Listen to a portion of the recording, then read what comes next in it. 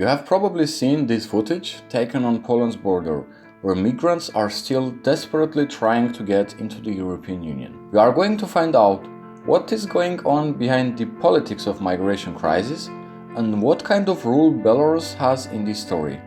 I welcome you to Global Political Analysis channel, and we are starting right now.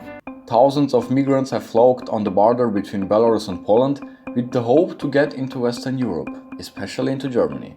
The European Union has accused Belarus President Alexander Lukashenko of assisting illegal border crossings and hybrid attack on the European Union in retaliation for European sanctions. But Lukashenko, of course, denies everything. The migration crisis comes at a difficult moment for the European Union as the bloc struggles with internal tensions of its own. But, so far, has resulted in an increasingly unified European response towards migration.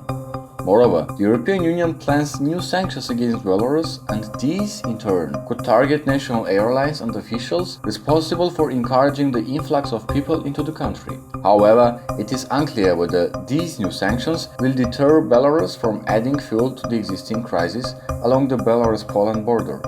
The migrants, estimated between 4,000 to 5,000 according to Polish authorities, are primarily from conflict-torn regions of the Middle East, like Iraq, Syria and Afghanistan. Many have fled to Belarus after the government relaxed visa rules in August, providing a safer, easier road to the European Union's border through Belarus. People trying to leave places like Sulaimania in Iraqi Kurdistan have received Belarusian visas, bought a ticket and headed to Minsk through Istanbul, where some have been housed in government-run hotels and were warmly welcomed on their way to the European Union. But far from providing humanitarian aid and a safe haven for migrants, Lukashenko pushes migrants towards the borders with Latvia, Lithuania and Poland in an attempt to put pressure on the European Union to lift sanctions on the nation.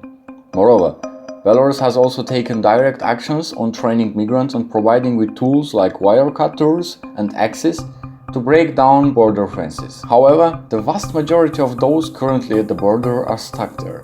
As winter sets in, the situation gets tougher. Already, at least 9 people have died and conditions could still worsen. So, what does Lukashenko hope to accomplish? Despite the severity of humanitarian crisis at Belarus' borders, Lukashenko's aims are primarily political. Europe's last dictator wants to bring the European Union to the negotiating table over sanctions imposed after he was re-elected and forced the bloc to recognize him as the country's legitimate leader.